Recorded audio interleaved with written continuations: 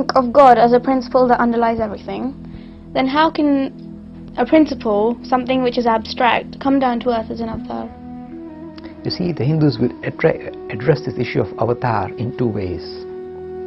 You can either think of something great and superior descending to earth in this form and say the only way this can happen is because, if you like, the devotion of humanity is so strong, it manages somehow to influence the principle. You say, how can that do that? It can do that. It in a way freezes this principle to a form to come down to earth for the benefit of humanity. So when humanity cries out, this grand principle, which is a principle abstraction, takes on, if you like, a human for a limited form to come down to earth.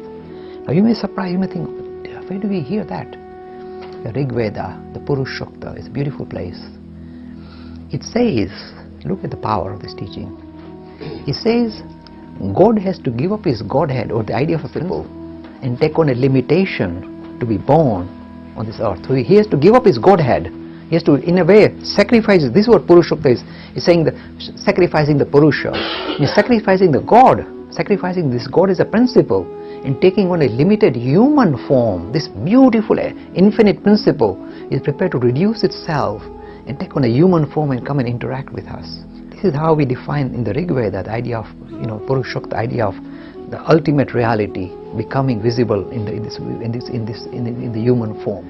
And that is why it is called sacrificing. This is an interesting thing. That's the word sacrifice is central in Hindu religion. God has to give up his Godhead to become an avatar, come down. And when God comes down as avatar, he takes on human limitation. So when Ram is on earth and Sita disappears, he cries. He says, how can Brahman, this principle, cry? This is terrible.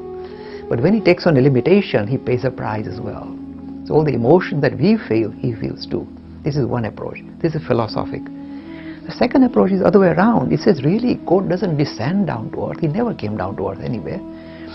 But some individuals, because this idea of the spirit becomes visible in their lives, they in a way lead a life which shows that they are not just human but superhuman.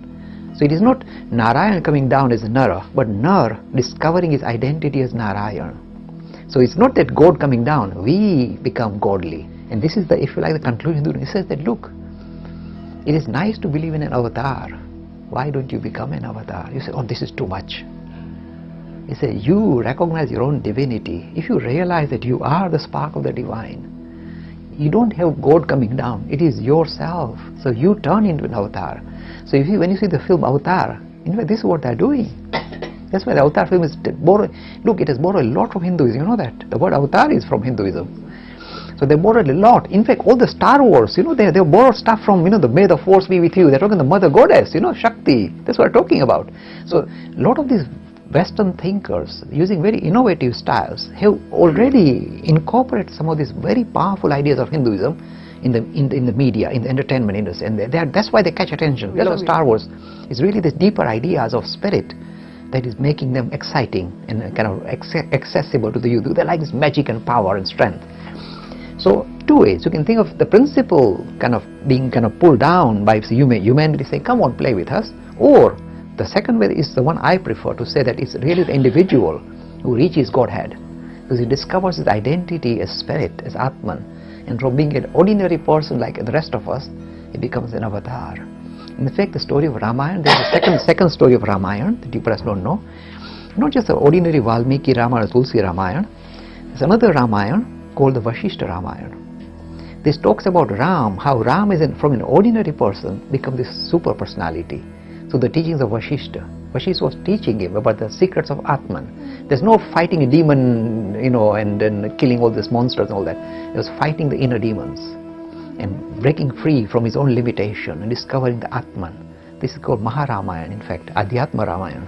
And this is the one that shows the God coming down to earth, but human being becoming God. So you see, both answers are applicable. It's a very good question.